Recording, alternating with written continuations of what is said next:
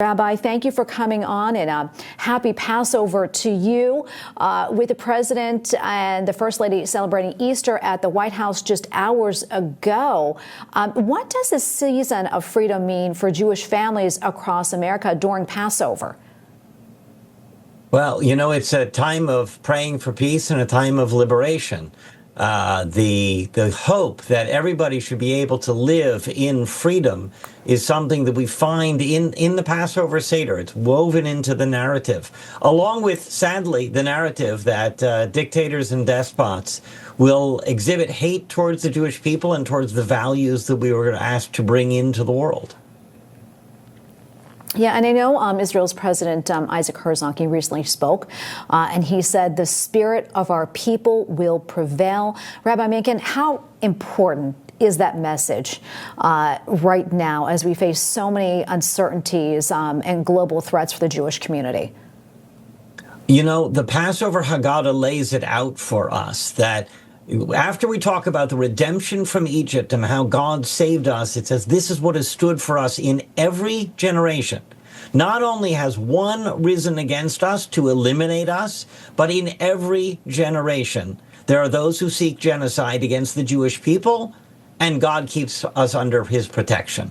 And that's, you know, if we survive the Nazis, we can survive anything. If we can survive the Roman destruction of Jerusalem, we can survive anything. It's that idea of resilience that drives us forward. And obviously, when you see the ugliness that's taking root in America today, it's time to push that back and stamp it out so there should be freedom for all. Absolutely. I want to talk about the rise in anti-Semitic attacks here in the United States. And of course, we can't forget that horrific synagogue incident in Michigan, which was confirmed as terrorism. What advice do you maybe have for Jewish families who maybe are worried about openly practicing their faith or even wearing religious symbols during this time? You know, I honestly would say, on the contrary, do more Jewish.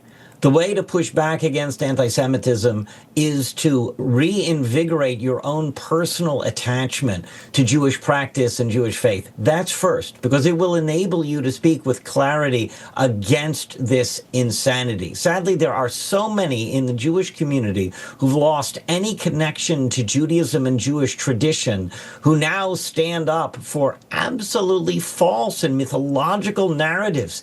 Palestine is a racist epithet from Roman colonialism over Jerusalem and Israel. Let's not pretend that that's a distinct people who don't, you know, they have Jordan, they have 22 other Arab Muslim countries.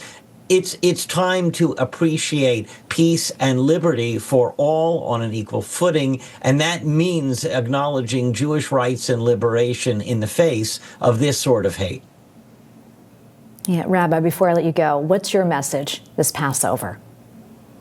Well, I think that message has to drive everybody forward. You know, there is this guarantee, like I mentioned, in the Passover Haggadah of Jewish survival. There is no guarantee of America's survival.